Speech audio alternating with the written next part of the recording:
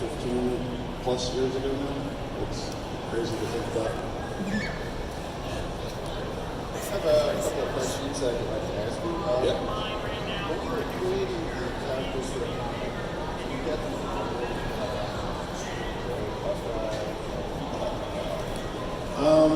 Well, anytime I'm creating any new characters, it's always kind of a mix of, I read the script and I figure out like what kind of person that person is, and then in my mind I start to think about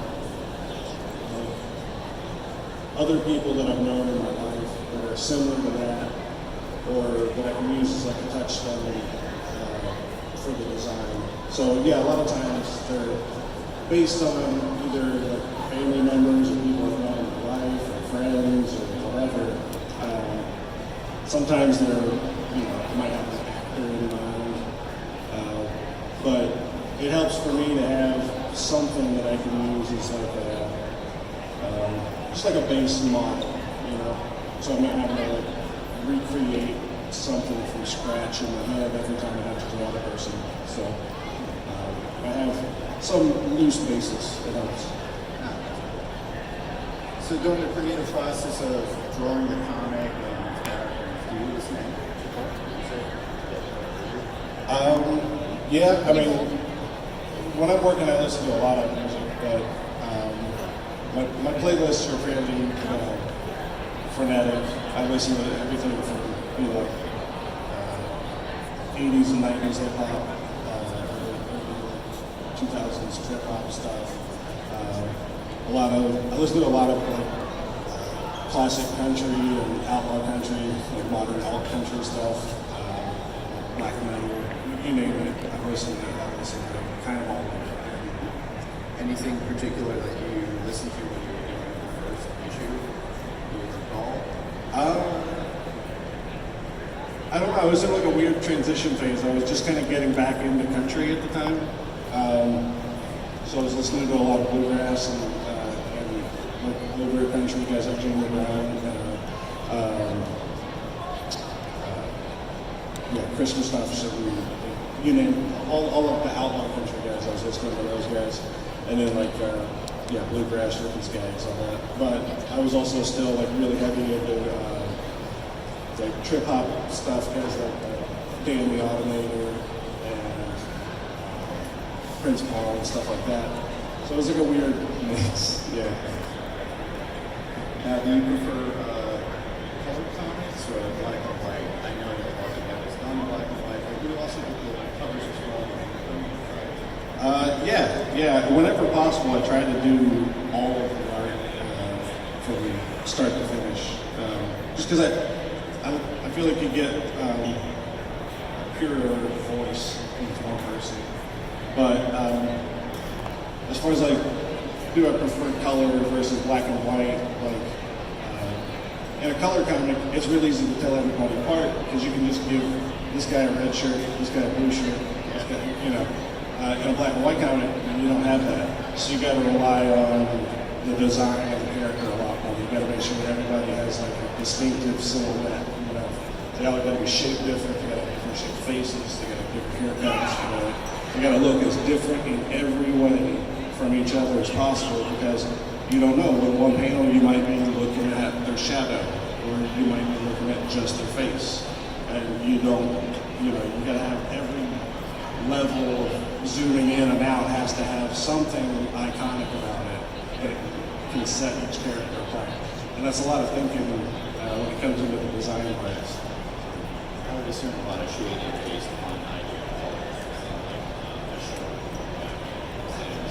My arms Oh, hurt. for sure. Yeah. I mean, it gets tricky trying to develop like skin tones and stuff like that. Nope. Yeah. Now, who are the people that basically influenced you into doing comics? I would say I'm kind of a weird mix of influences. I learned to read from Mad Magazine when I was a kid, so those cartoonists are my like pantheon of heroes. Guys like Will Elder, Jack Davis, John Severin, the like classic EC comics, the guys that did Tales from the Crypt. Those were the guys who went on to do Mad Magazine like shortly after, and that's the guys that I look up to the most. But I'm also a kid of the '90s, so guys like Jim Lee and Todd McFarlane, and all that stuff has left a huge mark on me. And then as I got older, more underground stuff, guys like Crumb and like the Zap Comics guys. So like I've got a lot of weird, different influences all swirled together. That's awesome. Any particular superhero or character that you've liked that you didn't draw? Yeah, I'm not particularly like a superhero guy, but I mean, my first Marvel gig I ever got to do was Ghost Rider, which was like my favorite. That's probably half the reason I wanted to draw comics as a kid anyway. So getting to do that was huge childhood wish fulfillment, and I love drawing like monsters and weirdos and psychopaths. So that's fortunately been what Marvel's asked me to do my whole time there in this last 15 years. Yeah, I saw the Wolverine's #2 variant. Oh yeah, and I really enjoyed it. I like the thanks. idea and the concept. Yeah, all the like gnarlier characters. I love drawing Wolverine because he's rough and tumble. Deadpool. Anytime I can take Deadpool's mask off, I love drawing that. It's like a more handsome Freddy Krueger. But yeah, all the like, any other monsters. My entire Punisher run was all Marvel's monsters back to like the pre-Marvel Atlas era of comics. We just pulled them all out and played with them. So I had a field day with that. I loved it. Cool. Now, during the time that you were doing the Walking Dead, those first issues, who is the hardest to draw out of all the characters? The hardest characters to draw, I think. I mean, I guess it might have been.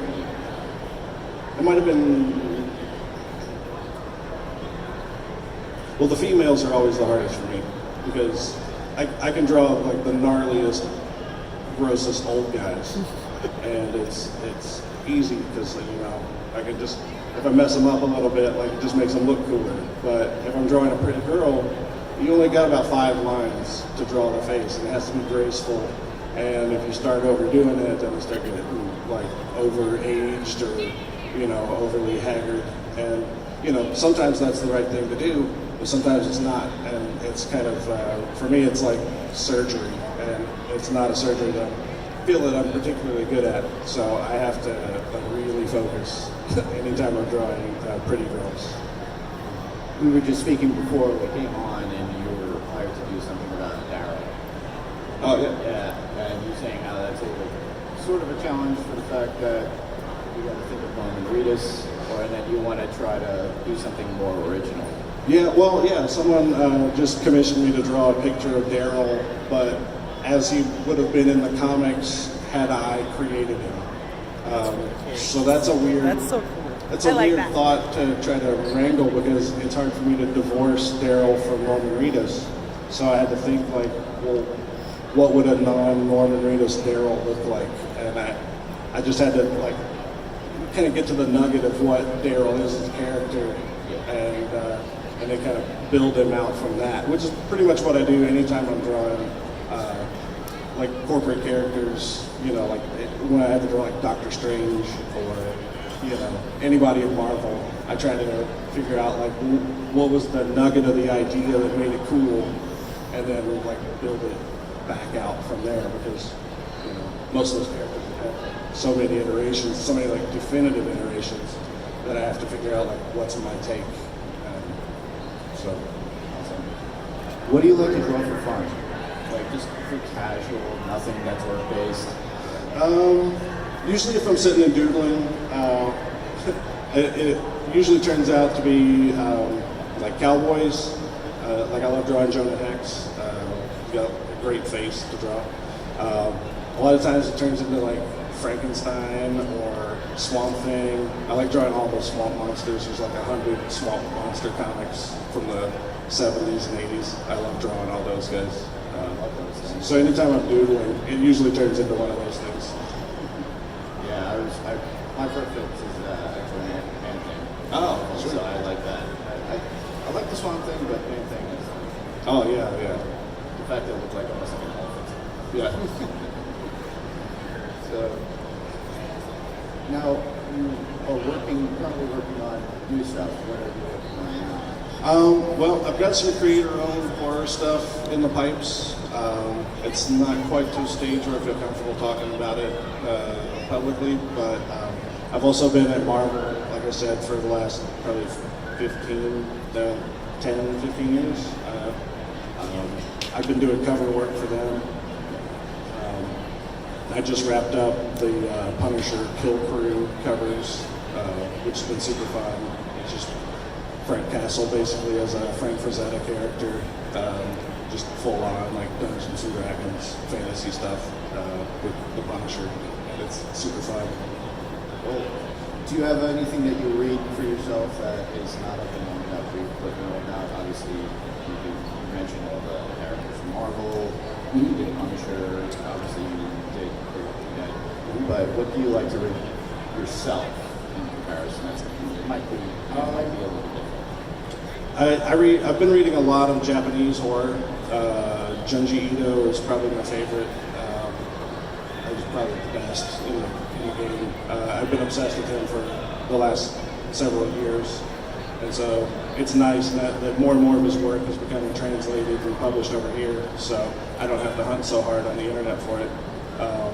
With some other guys, Shintaro Kago is really awesome. Hideshi Kuno. I've been reading a lot of Japanese horror stuff, just because it's, I don't know, it has a way of getting under your skin in a way that American horror really doesn't. You know, as a kid when I was getting into horror stuff, I would watch horror movies, and it was like an endurance test for me. I would see how much of it I could take. I would sit and white knuckle grip the couch and see like how long I could stand it.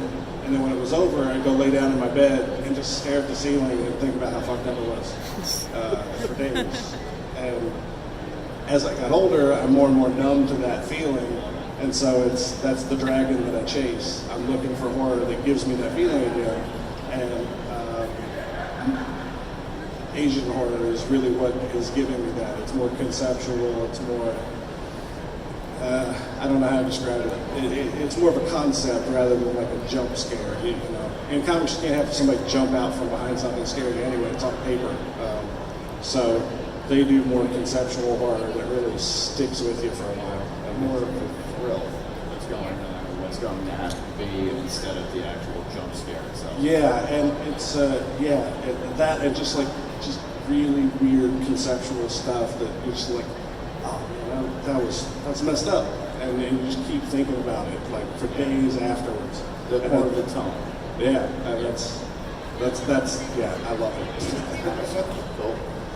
So obviously you're over by the very end by the rest of the actors. So I suggest everybody to go out there. Yep, See I'm Tony. back over here in the far corner. Tony's been drawing. You can actually see him do that live. And I recommend everybody go out there and visit him and get an autograph and possibly, take him up on doing a sketch for you. So, thanks, Tony. No, man. Thanks for having me. Cheers.